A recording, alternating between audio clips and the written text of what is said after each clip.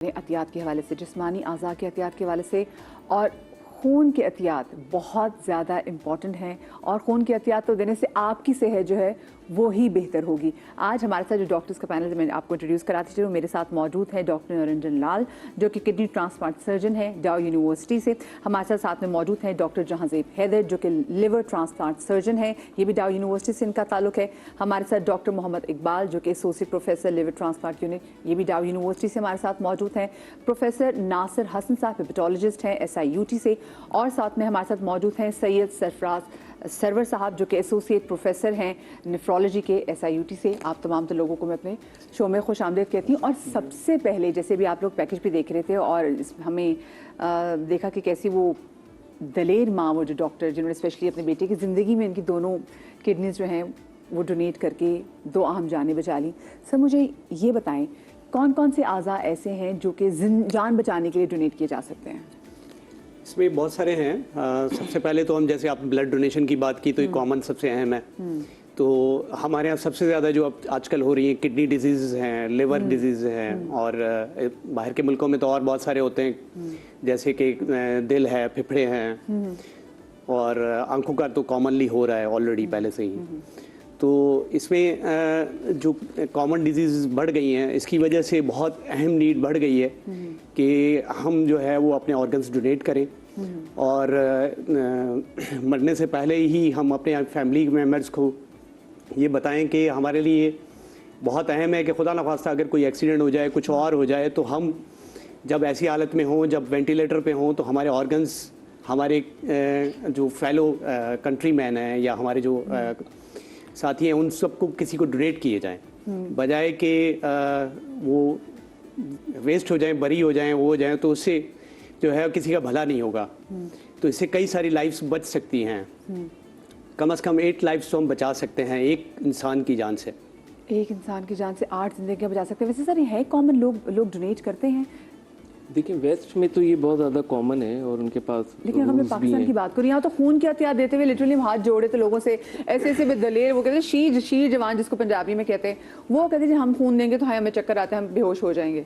जी जी बिल्कुल ऐसे ही है। ये ना बेसिकली ज़्यादा जो है ना कल्चरल डिफरेंस है, ठीक है ना। मतलब हमें अपने ना कल्चरल वैल्यूज़ को चेंज करना पड़ेगा। और अगर ये हर कोई ये इस बात को समझे कि उसकी एक जान से, जैसे डॉक्टर निरंजन ने कहा, 8 जानें बच सकती हैं। ये वो मेजर ऑर्गन्स हैं जो किसी की जान को बचा सकते हैं। इसके अलावा भी कैडावेरिक डोनेशन में आप मैरो भी आप कर सकते हैं, आप स्किन हार्वेस्ट करवा सकते हैं, ठीक है। There are lot of things actually. अभी तो मैंने देखा है वेस्ट में एक सर्जरी भी हुई है थैलेसीमिया मेजर के बच्चे की, जी जी। और उसको बोन मैरो बहुत ही कामयाब जो है वो सर्जरी हुई है, तो जो कि बड़ी अच्छी लगा कि अब एडवांसमेंट लग रही है कि इसका मतलब है कि थैलेसीमिया के बच्चे जिनको हम एक एज तक देखते हैं कि वो ज़िंदगी जी पाते हैं, अब चांसेस हैं कि वो नॉर्मल अपनी ज़िंदगी गुजार सकें। बिल्कुल ऐसा ही है। और it's all about the culture, ठीक है ना। हमारे यहाँ ऐसा नहीं है कि लोग विलिंग नहीं है, अवेयरनेस नहीं है, ठीक है ना। सर मुझे बताएं, पहले तो होता था, हम देखते हैं कि लिवर ट्रांसप्लांट के लिए हमें हमसाया मुल्क इंडिया जाना पड़ता था जी। लेकिन अब हमारे पाकिस्तान में भी जो है ये इसकी मैं देख रही हूँ कि बड़े कामयाब जो सर्जरीज हो रही हैं। जी जी, ये लास्ट 10 to 12 ईयर्स में 2011 में ये सिलसिला शुरू हुआ था। प्रोफेसर फैसल सऊद डार ने पहली दफ़ा शिफा हॉस्पिटल में इसकी बुनियाद रखी थी, और फिर वहाँ से ये जर्नी चलती रही। हम सब ऑलमोस्ट लीवर ट्रांसप्लांट कम्युनिटी तो उन्हीं से ट्रेंड हुए, ठीक है ना। और फिर हम सब ने अपना अपना पार्ट डिफरेंट जगह पे प्ले किया। इट्सेल्फ अभी भी मैं ये समझता हूँ कि जितनी नीड है उस हिसाब से हमारे पास इतने रिसोर्सेज अभी भी नहीं है। रिसोर्सेज, और मुझे लगता है इतने डोनर्स भी नहीं आ रहे जितनी नीड है। देखिए इम्पोर्टेंट बात ये कि अभी तो हमारा प्रोग्राम जो है पाकिस्तान में वो लिविंग डोनर के ऊपर ही है, लेकिन जब द मूवमेंट जैसे ही हम कैडावेरिक में ट्रांजिशन करेंगे तो मेरे ख्याल में बहुत सारे इश्यूज जो लिविंग रिलेटेड डोनेशन से होते हैं वो काफ़ी हद तक कम हो जाएंगे। डॉक्टर साहब, प्रोफेसर साहब, आपको लगता है कि लोगों का रुझान अब इस तरफ जा रहा है और लोग क्या इस कॉन्सेप्ट को प्रमोट करें कि इंसान अपनी ज़िंदगी में ये सिविल बनाए, उसमें लिखे कि उसके ऑर्गन्स जो हैं इनके, जैसे मैंने बोला कि एक्सीडेंट की हालत में या कुछ ऐसा कि अगर जाता है तो आँखें या कुछ चीज़ एहतियात कर सकते हैं? देखिए रिसेंटली जो है पेशावर में अभी एक यंग मेल पेशेंट था, यंग मेल था, उसकी डेथ हुई, उसके फादर ने प्लेज किया कि भाई मैं चाहता हूँ कि मेरे बेटे के किडनीज डोनेट हो, लिवर डोनेट हो। और सारी तो वहाँ से लाहौर में PKLI जो हॉस्पिटल है वहाँ से टीम आई, पेशावर, उन्होंने सारे ऑर्गन रिट्रीव किए और लेके गए और ट्रांसप्लांट हुआ। किडनीज 2 लोगों को मिली, लिवर भी उसका ट्रांसप्लांट हुआ, पैनक्रियाज नहीं हो सका। लेकिन ये इनिशिएटिव तो हुआ, उसके बाद उसने ये काफ़ी मतलब फेमस हुई ये चीज़ के फादर ने प्लेज किया कि मेरे जो है बेटा जो है ब्रेन डेड हो गया है तो उसके ऑर्गन्स डोनेट किए जाएँ। उसके बाद फिर अभी ये डॉक्टर महर का भी है। डॉक्टर महर बहुत हमारी कोलीग हैं, बहुत स्ट्रॉन्ग पर्सनालिटी है। उन्होंने प्लेज किया, मैं वहीं पे था जिस वक्त उन्होंने प्लेज किया। उनके बेटे जो है उसके ब्रेन डेड हो गया तो एक्सीडेंट के बाद उसके बाद उन्होंने कहा कि नहीं, अगर वो इस तरह हो गया तो ये मैं चाहती हूँ कि उसके ऑर्गन्स जो है वो डोनेट हो जाएँ। तो फिर SIUD से टीम गई और ऑर्गन्स रिट्रीव किए उनके। तो ये एक इनिशिएटिव तो शुरू हुआ है। अगर आप देखें तो पिछले SIUD ने पहला जो डिसीज ऑर्गन डोनेशन किया था वो 1995 में किया था। अच्छा, उसके बाद से 1995 में क्या होगा? 1995 में जो है एक तो डॉक्टर साहब थे, उन्होंने खुद पहले से प्लेज किया हुआ था कि अगर मैं इस तरह कुछ हो जाए मेरे साथ तो हो। और एक खातून थी जिनके फैमिली में डॉक्टर थे, मतलब उनके भाई वगैरह, तो वो ब्रेन डेड हो गई थी। तो उन्होंने फिर 2 हमने किए थे 95 में, 96 में। उसके बाद फिर हमने बहुत ज़्यादा काम किया इस पर। SIUD ने बहुत ज़्यादा काम किया है पिछले 25 साल में, 30 साल में इस पर। हमने बहुत सारे लोगों को इन्वॉल्व किया इसमें। सारे जो रिलीजियस बैरियर्स थे उनको हमने जो है एक साथ लाने के लिए, उनको एक पेज पे लाने के लिए 2015 में हमने कॉन्फ्रेंस भी की पूरी, जिसमें हमने तमाम मकादब फ़िरक़े के उलमा को हमने बुलाया। और उसके बाद उनको जो है हमने सारे उन्होंने कोई रेजिस्टेंस सामने आई जब स्पेशली ऑर्गन डोनेशन के वाले से बात करते हैं? जो सबसे बड़ी रेजिस्टेंस है वो जो है वो एक तो अवेयरनेस है। लेकिन अवेयरनेस भी इतनी बड़ी रेजिस्टेंस नहीं होनी चाहिए। लाइक मैं 2000 में जब स्मार्टफोन किसी के पास नहीं था, जब आप दिन में हर 5-10 मिनट बाद टीवी पे एक मोबाइल का ऐड चलाएंगे, तो अब आज पाकिस्तान में हर आदमी के पास smartphone, every other person has mobile. तो अगर आप अवेयरनेस प्रोड्यूस करना चाहेंगे तो ये अवेयरनेस हो सकती है। तो ये भी इतना बड़ा मसला नहीं है, ये भी हो सकता है। तो everything is doable if there is a will. If there is a will there is a way. So professor साहब, आपको लगता है कि आने वाली जो जनरेशन है वो इस बात को अंडरस्टैंड कर रही है? जैसे मैं अभी खून की एहतियात के वाले से बात करी थी, मेरा जो खून है blood group it's O negative, तो मेरा बहुत होता है कि मैं अपना ब्लड डोनेट करूँ। अच्छे मौके हैं, चाहे 10 मुहर्रम हो, चाहे सालगिरह को, जैसी, तो मुझे होता है कि करूं ताकि थैलेसीमिया के बहुत सारे बच्चे जिनको ज़रूरत है वो बच जाएंगे। बट मैंने देखे कि जैसे मैं जब ब्लड डोनेट भी करने जाती थी तो मेरी पुराने चैनल की भी टीम में अच्छे तगड़े लड़के होते, तो मैं कहती थी चलो तुम लोग भी डोनेट करो। कहते नहीं हम बीमार हो जाएंगे। तो मैं कहती थी बीमारी कैसे हो सकती है ब्लड डोनेट करने से, तुम ठीक हो जाओगे। लोगों का रुझान जा रहा है, लोग अब इतने दिलेर हो रहे हैं। जी, असल में जो आप बात कर रही हैं वो तो हमने अपने क्लिनिकल लाइफ में जब हमने शुरू किया था मरीजों का इलाज करना, तो उस वक्त तो बहुत रेजिस्टेंस थी। अब ये बहुत आसान हो गया है। बल्कि मैं डिसीज ऑर्गन डोनेशन यानी कि बाद अज मर्ग अतिया आज़ा के ऊपर बात करूं तो this is the right time. उसमें 3-4 चीज़ें बहुत सिग्निफिकेंट हुई हैं। एक तो कि पाकिस्तान में मल्टीपल जगहों पर ट्रांसप्लांट होना शुरू हो गया। लाहौर में, इस्लामाबाद में, पेशावर में कोशिशें हो रही हैं, कोयटा में एक सेंटर बन गया है, होपफुली वो स्टार्ट हो जाएगा दोबारा से। कराची में तो बहुत पुराना हो रहा है। प्लस ये है कि हमारे ICUs बहुत डेवलप कर गए, हमारी एम्बुलेंस सर्विसेज इम्प्रूव हुई हैं, हमारी लॉजिस्टिक्स जो है ट्रांसप्लांट की, यानी कि एक ब्रेन डेथ वेंटिलेटर पर जो पेशेंट है उससे ऑर्गन्स को रिट्रीव करने की टीमें बन गई हैं और मल्टीपल टीमें अवेलेबल हैं। ऑर्गन जैसे इन्होंने बताया कि लाहौर से टीम जाके पेशावर में उन्होंने ऑर्गन रिट्रीव किया। और पाकिस्तान की ज्योग्राफी ऐसी है कि आप जितने देर में वो ऑर्गन लगना चाहिए उतनी दूर हम लोग हैं, यानी कि बाय रोड भी हम एक्सेस कर सकते हैं। तो हमने एक ईरानियन टीम के साथ एक प्लान बनाया था कि कराची में बहुत सहूलत के साथ, जिस तरह का हमारा यहाँ ICU केयर है, तो 9 हॉस्पिटल तो 3-3, 4-4 किलोमीटर पर हैं। तो 2000 ट्रांसप्लांट डिसीज ऑर्गन डोनेशन के साथ बहुत ही आसानी के साथ हो सकते हैं, जिसमें बहुत एक्स्ट्रा कोई आपको करना नहीं है। लॉजिस्टिक्स हर चीज़ अवेलेबल है। तो पूरे पाकिस्तान में ये शुरू हो सकता है और इसको हमें अडॉप्ट करना चाहिए। लाखों जानें हम ज़ाया कर रहे हैं। मेरे ख्याल में हर बंदे को याद होगा कि मेरा कोई अजीज़ किडनी फेलियर से, लिवर फेलियर से, पेनक्रियाटिक फेलियर से, लंग फेलियर से, हार्ट फेलियर से डेथ हुई होगी। और वो इतनी अजियत वाली एक यादें होती हैं कि हम बचा सकते थे उनको। मतलब इस टेक्नोलॉजी में, मेडिसिन की इस नए जहत वाली जो है इलाज में, तो ये टॉप का इलाज है। यानी कि जिसके अंदर एक बंदा, अब देखा जाए तो हम कहते हैं कि ये लीवर का ये मरीज इतने दिनों बाद जिंदा नहीं रहेगा, बिल्कुल हमने कैलकुलेट करके रखा हुआ है।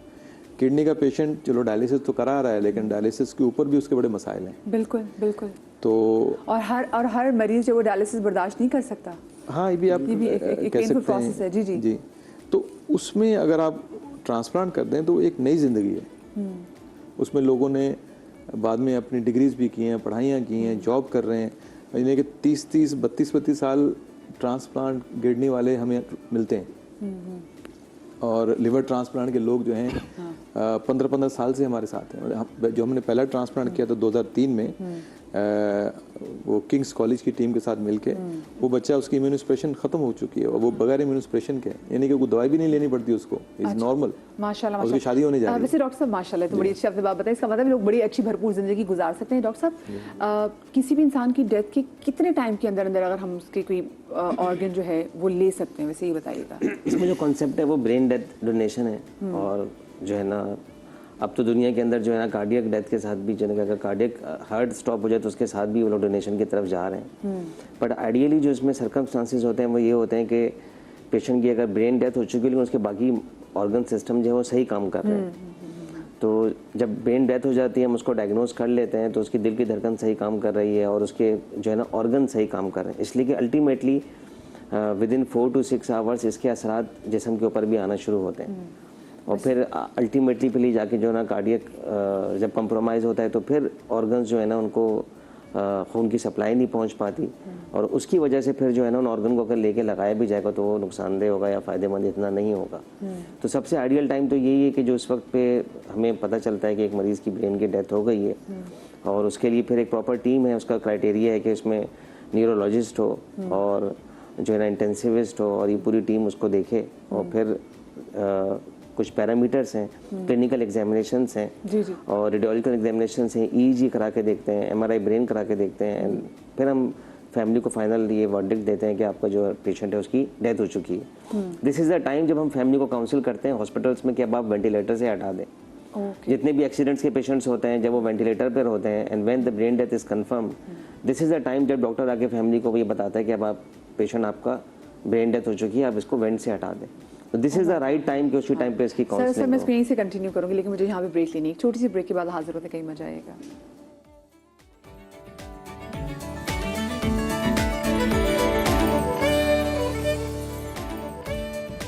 जी जनाब, welcome back after the break. और आज मैं बात कर रही हूँ जिस्मानी आज़ा के अतियात के हवाले से, जो कि किसी और शख्स की कीमती जान बचा सकते हैं, और स्पेशली इसमें खून के एहतियात भी बहुत ज़्यादा मैटर करते हैं। और ब्रेक पर जाने से पहले हम बात कर रहे थे कि जब हम कौन सी स्टेज पे जो है वो जिस्मानी अज़ा जो हैं वो डोनेट कर सकते हैं। डॉक्टर साहब ये बात कर रहे थे कि अगर ब्रेन डेड की सिचुएशन में आप अपने जो अज़ा हैं वो डोनेट कर सकते हैं। तो सर मुझे बताएं कि जिसके एहतियात हमने डोनेट करने हैं, या फ़र्ज़ करें अगर कोई ऐसा शख्स है जो अपनी किडनी ट्रांसप्लांट, जो किडनी डोनेट करना चाहता है अपने फैमिली मेम्बर से किसी को भी, तो कौन से टेस्ट हैं जिसको वैसे करवाने चाहिए डोनर को? जब हम लोग, आप लिविंग डोनर की बात कर रही हैं? जी जी बिल्कुल बिल्कुल जी। तो लिविंग डोनर के अंदर जो है ना एक स्टेप वाइज फैशन होता है। फर्स्ट थिंग जो है ना स्टार्ट में होती है ब्लड ग्रुप के साथ, कि अगर ब्लड ग्रुप मैच करेगा देन वी प्रोसीड। और जैसे कुछ डोनर्स हैं, जैसे आपने बताया आपका वो पॉजिटिव है, वो नेगेटिव है, तो ये तो यूनिवर्सल डोनर्स हैं, तो हम ओ तो ले लेते हैं फॉर एनीवन। फिर ए के लिए ए चाहिए, बी के लिए बी चाहिए। ए बी पॉजिटिव जो होता है वो एक्सेप्टर होता है, उसको कोई भी ग्रुप लग जाता है। तो हम स्टार्ट ब्लड ग्रुप से करते हैं। उसके बाद फिर बेसलाइन इन्वेस्टिगेशंस को स्टेप 1 इन्वेस्टिगेशंस कहते हैं, जिसके अंदर जो है ना रीनल फंक्शन टेस्ट है, लिवर फंक्शन टेस्ट है, उसका जो है ना हम INR फंक्शन देखते हैं, उसका ये देखते हैं कि उसके अंदर जिस्म के अंदर जो खून है वो सही काम कर रहा है, CBC देखते हैं, प्लेटलेट्स देखते हैं। इसके अलावा शुगर तो नहीं है उसको, कोलेस्ट्रॉल तो उसका बढ़ा हुआ नहीं है। ये बेसिक टेस्ट है।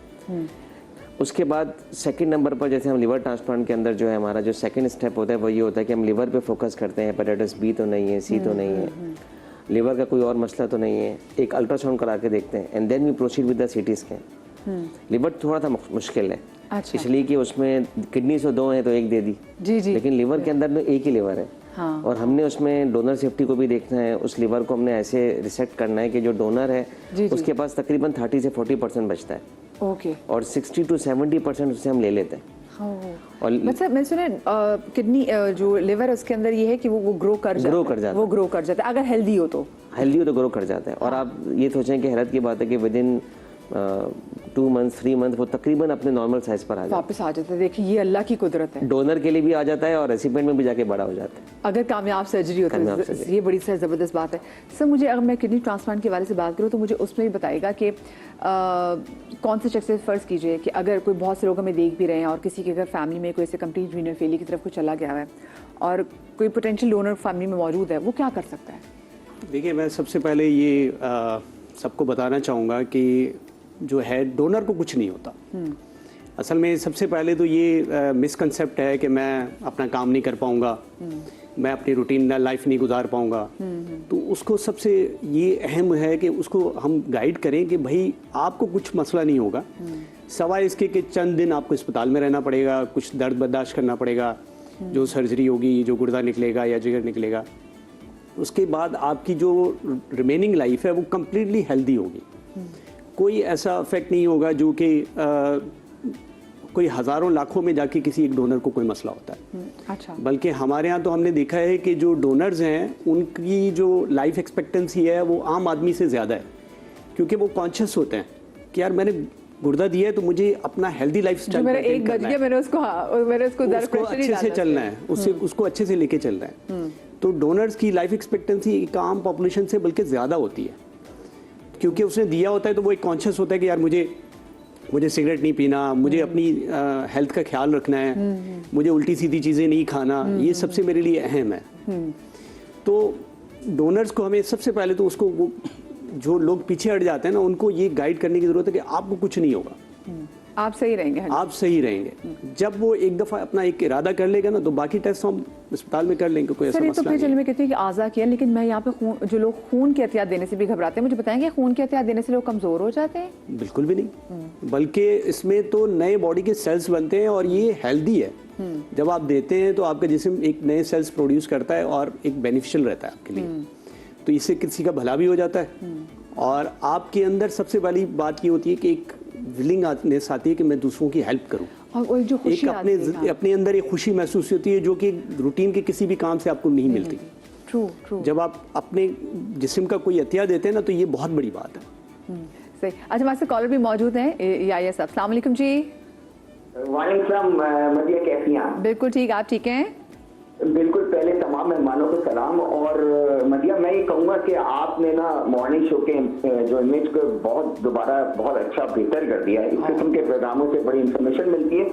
लेकिन मेरा एक कंसर्न ये है कि सबसे बड़ी बात इसके 2 पहलू हैं, एक तो इखलाकी पहलू है, मजहबी पहलू है और एक कानूनी पहलू है। मैं इस बात को समझना चाहता हूँ क्योंकि देखिए अगर कोई शख्स हत्या करना चाहता है अपना ऑर्गन और वो वसीयत करता है लेकिन उसकी वसीयत रिटन में नहीं होती तो उसके घर वाले बहुत सारे, क्योंकि वो एक ऐसा जज्बाती माहौल होता है उसके अंदर, वो शायद वो समझते हैं कि वो मैयत की बेहरमती होगी तो वो उसको नहीं दे पाते। अब ये कानूनी पहलू आ जाता है कि एक बंदे ने अगर कानूनी तौर पे हत्या करने के लिए कहा है तो फिर तो उसको देना पड़ेगा, अगर नहीं कहा सिर्फ आपने एक मोरली कह दिया है तो इससे बड़े फर्क पड़ता है। ये क्वेश्चन बहुत इंपॉर्टेंट है। दूसरा मेरा क्वेश्चन ये है कि क्योंकि अभी बहुत बड़ी पुरानी तारीख नहीं है ऑर्गन डोनेशन की, 1954 में पहला किडनी डोनेट किया था किसी अपने भाई ने यूरोप के अंदर, लेकिन हमारे यहाँ नहीं है। अब इसके पास अवेयरनेस जो है ना, इसकी अवेयरनेस इतनी ज्यादा है नहीं। जैसे खून के बारे में बड़ी मिथ से तो अब लोगों ने खून देने शुरू कर दिया, या बहुत लोग देते हैं, पहले नहीं देते थे। तो इसको एजुकेट करने के लिए मोरली और लीगली